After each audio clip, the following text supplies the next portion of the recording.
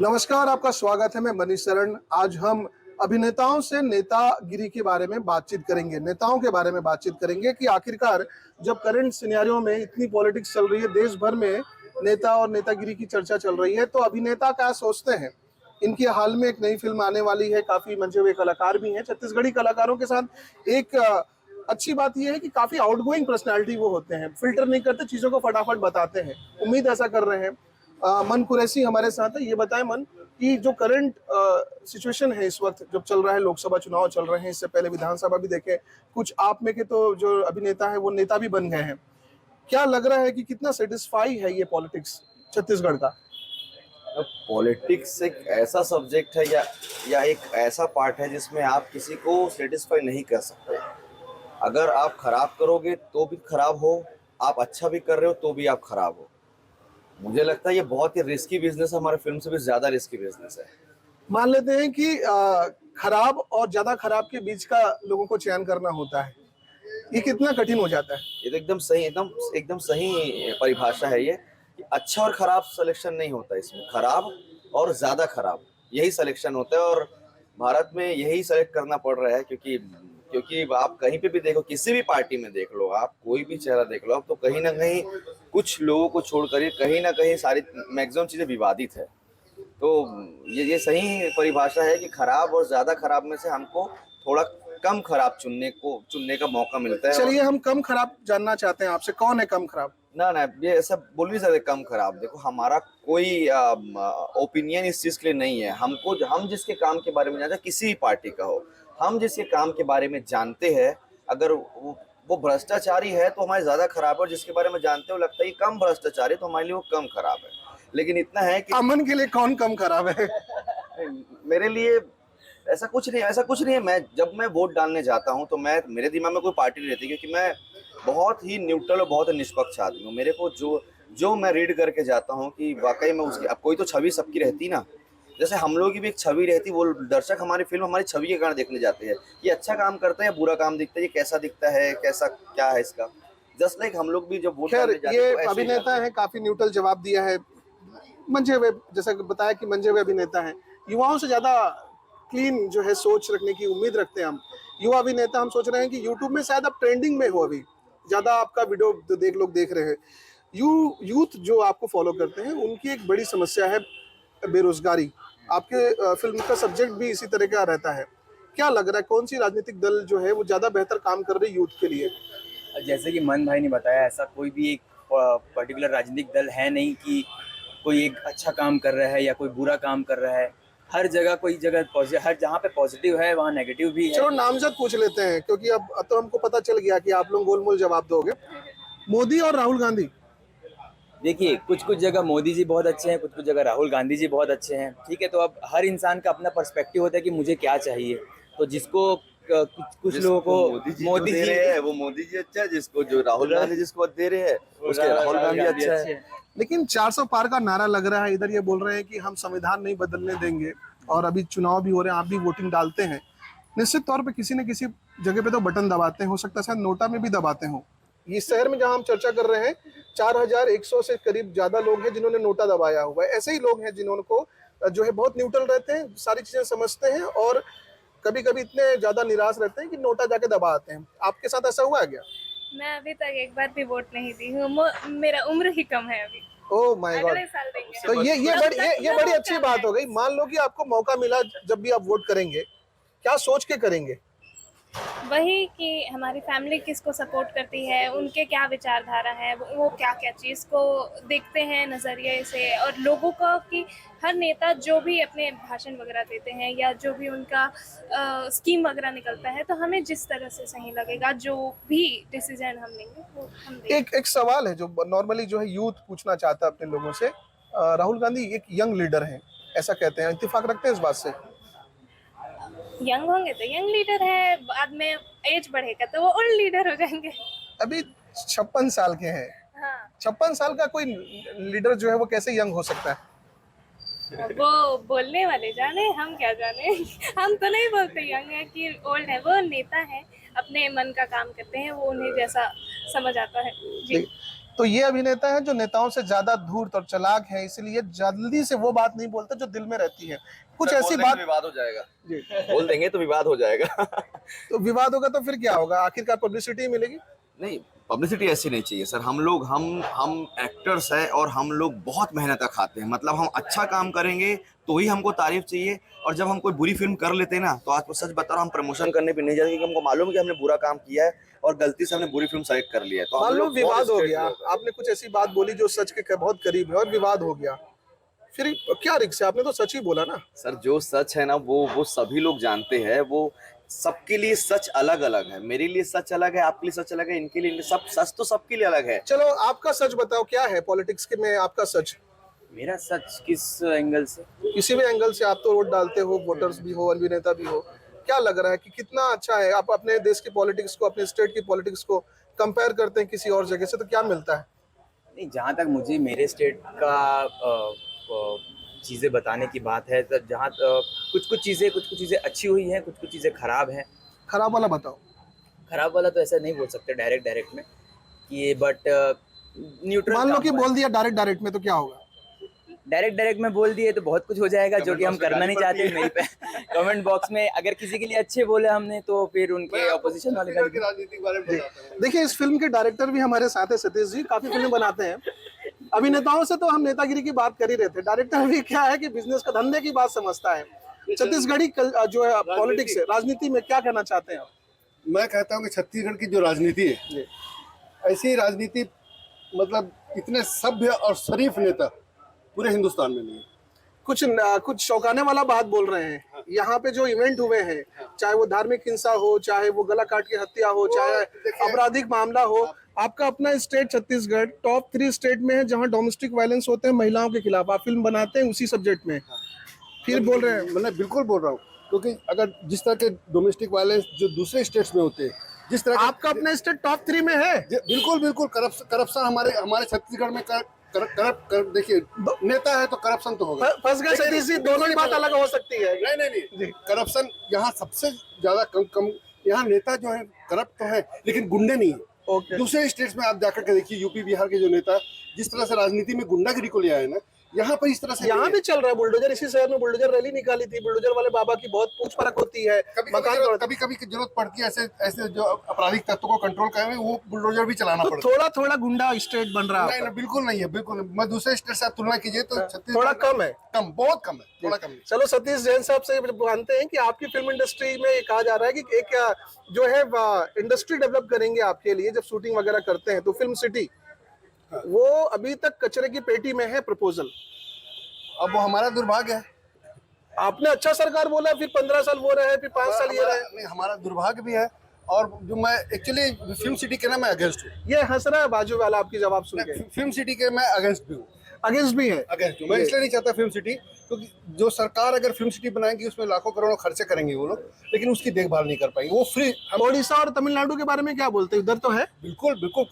आज बम्बई की जो फिल्म सिटी की हालत खराब है, बाकी जितने सरकारी जो फिल्म सिटी है सबका बुरा हाल है। हर जगह पूरे स्टेट में आप जाके तो अच्छा वाला फिल्म सिटी यहाँ होना चाहिए। नहीं, वो क्या, उसका देखभाल करना, उसका रख रखाव करना, वो सफेद हाथी बन जाता है। अच्छा, उसको वो बहुत बना तो देंगे, लेकिन उसके आप जानते हैं सरकारी चीजें किस तरह से रख रखाव होता है। कोई भी सरकारी आपके अपने फिल्मों में जो सोशल सब्जेक्ट हैं या फिर जो सोशल कॉज पे आप काम कर रहे हैं, जैसे पलायन पे आप काम कर रहे हैं, आपने बताया कि पॉलिटिक्स में कितनी जो है गड़बड़ी रहती है, नेता कैसे करप्ट होते हैं, आप फिल्म जर्नलिज्म के माध्यम से इस तरह की चीज़ों को उठाते हैं। आपको लगता है कि आपके अपने स्टेट में, चाहे वो लीकर घोटाला हो, चाहे वो कोयला घोटाला हो, ऐसे घोटाले बाद जेल से भी चुनाव लड़ रहे हैं, बाहर से भी चुनाव लड़ रहे हैं, क्योंकि उन पर साबित नहीं हुआ है ना। अभी अंडर ट्रायल, जब तक साबित नहीं होता तब तक नहीं है। बिल्कुल।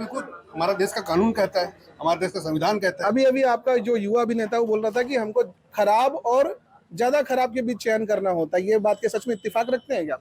हाँ, ये बात मैं भी मानता हूँ। तो आप बताएं कि हमको मोदी और राहुल में ज्यादा खराब कौन है। दोनों ही अच्छे हैं। एक हमारे देश का प्रधानमंत्री है और एक बहुत युवा होने वाला प्रधानमंत्री। होने वाला नहीं, एनर्जी नहीं होगा।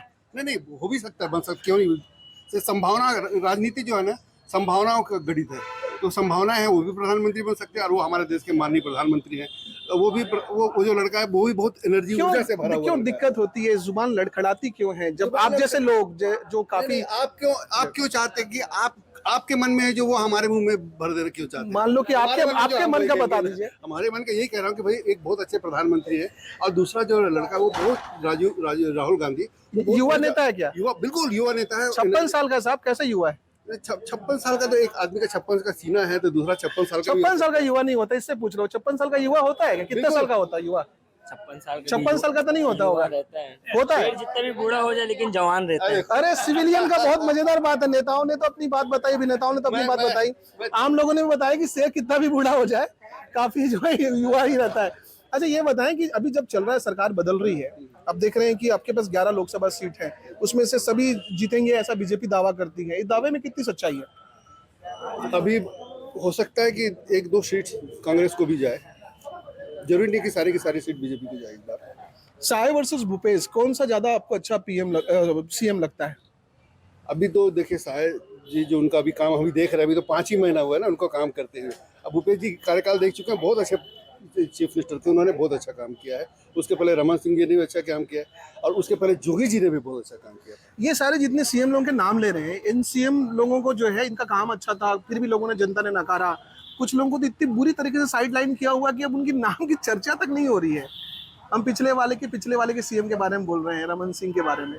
क्या लग रहा है कि क्या फर्क है मौजूदा सीएम में और पिछले सीएम में, बीजेपी के भीतर ही? ये मौका तो सबको मिलना चाहिए ना। देखो किसी को भी एक को आप रेगुलर, अगर खासकर सीएम में अगर रेगुलर, तो दूसरे लोग भी तो वेट करते रहते हैं, वो लोग भी अपना परफॉर्मेंस दिखाना चाहते हैं। तो वही हो रहा है। आज साय जी है, कल कोई और होगा, कल आगे चल के अनु शर्मा जी होंगे, कोई भी हो सकता है ऐसा। अच्छा, अभिनेताओं को भी पॉलिटिक्स में तो, हाँ, आप लोगों की नहीं, तरफ से तो मिल रहा है। देखो, एक वो बात तो बताओ, हमारी- कभी ऐसा हुआ, एक हाइपोथेटिकल सवाल है, कभी ऐसा हुआ कि आप भी जो है अभिनेता से नेता हो गए और महिला नेता बन गए, तो किस तरह की नेत्री बनना चाहेंगे अब?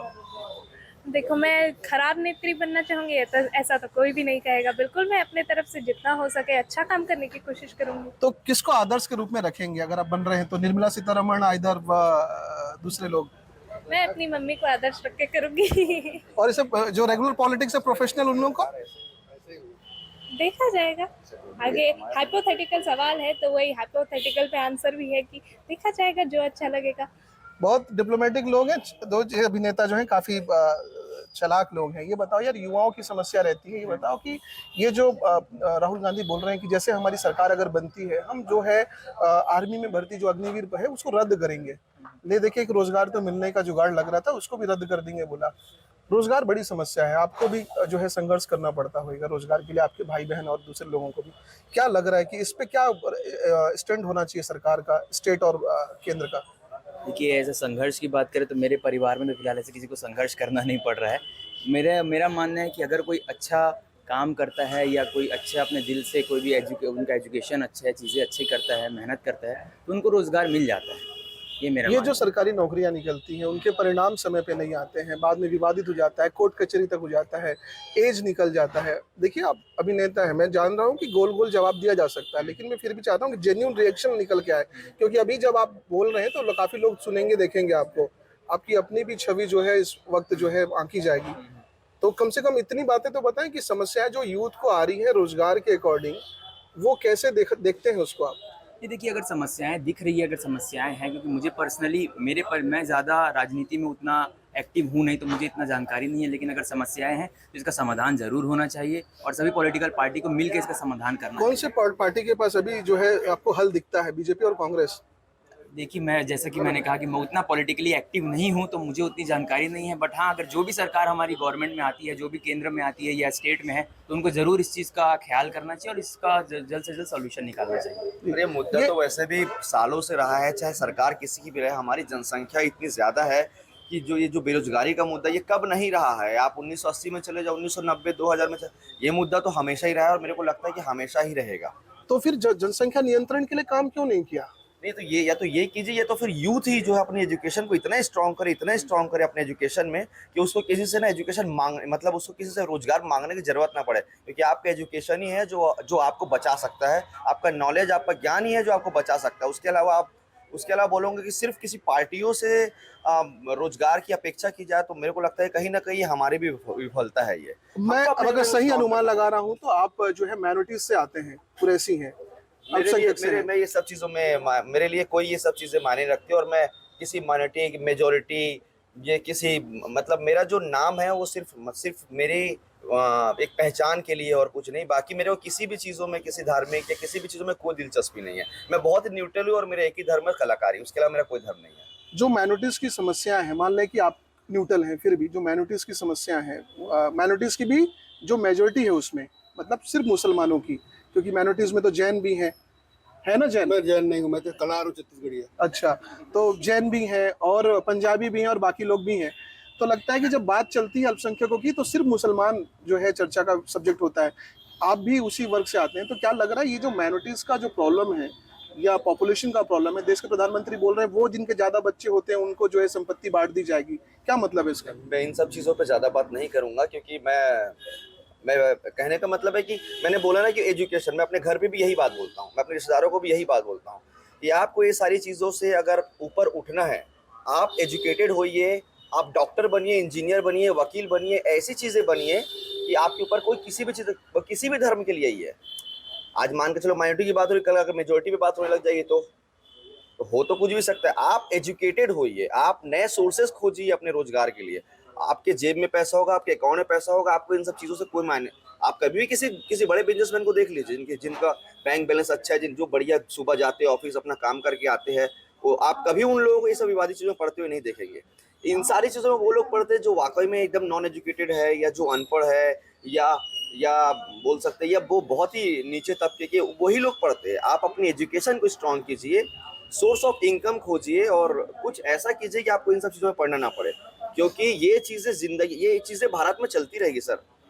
बीजेपी आए, कांग्रेस आए, बसपा आए, आम आदमी पार्टी आए, आप ये मान के चलिए कि ये जो फिल्म है ये तो भारत में आखिरी दम तक चलती रहेगी और इसका कोई अंत नहीं है। इसलिए आप खुद एजुकेटेड होइए, खुद अपने आप को ऐसा बनाइए कि हमारे जैसे लोग आपके लिए आंसर ना करें, आप खुद ही आंसर बन के आइए। जी।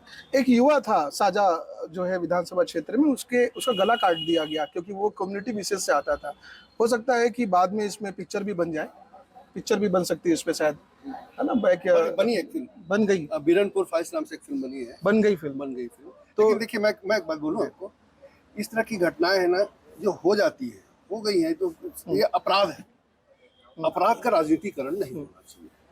अपराध का राजनीतिकरण बड़ा जो है कॉम्प्लिकेटेड या कठिन सब विषय है जिस पे काम करनी दरकार है। समझ रहे हैं क्या बोल रहे हैं? अपराध का राजनीतिकरण या ऑर्गेनाइज्ड क्राइम पॉलिटिकल जो है इन्फ्लुएंस के साथ, समझते हैं इसको आप?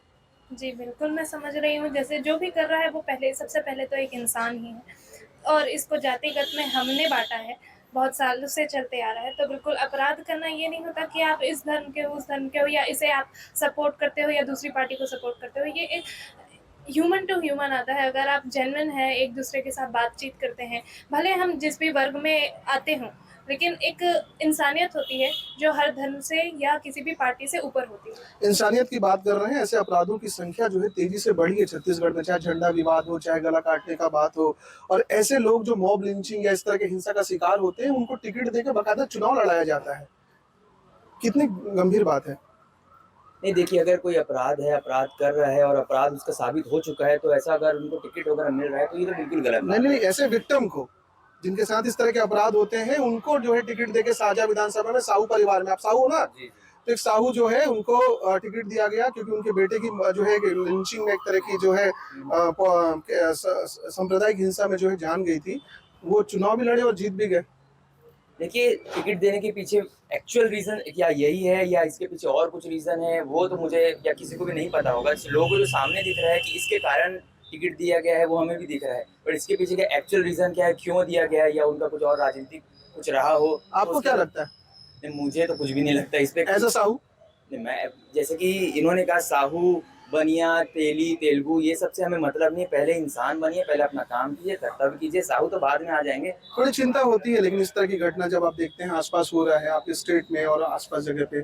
अभी हाल में एक पॉलिटिकल बंदी की मर्डर भी हो गई जो है शायद अंबिकापुर या नारायणपुर में, ठीक है। तो क्या लग रहा है कि कांग्रेसी नेता की जो है विक्रम बैस की हत्या भी हुई? सर, वो नेता कहीं के भी हो, वो है कोई भी हो, किसी की भी, चाहे एक नेता की हत्या हो या रोड चलते हुए किसी भीख मांगने वाले किसी भिखारी की हत्या, तो हत्या ही है। और ये चीजें किसी भी नजरिए से अच्छी नहीं। चिंता हो रही है, डेफिनेटली चिंता होती है सर, अपने जैसे चिंता किसको नहीं होती है। आपके अपने फिल्मों में सब्जेक्ट होगा ये?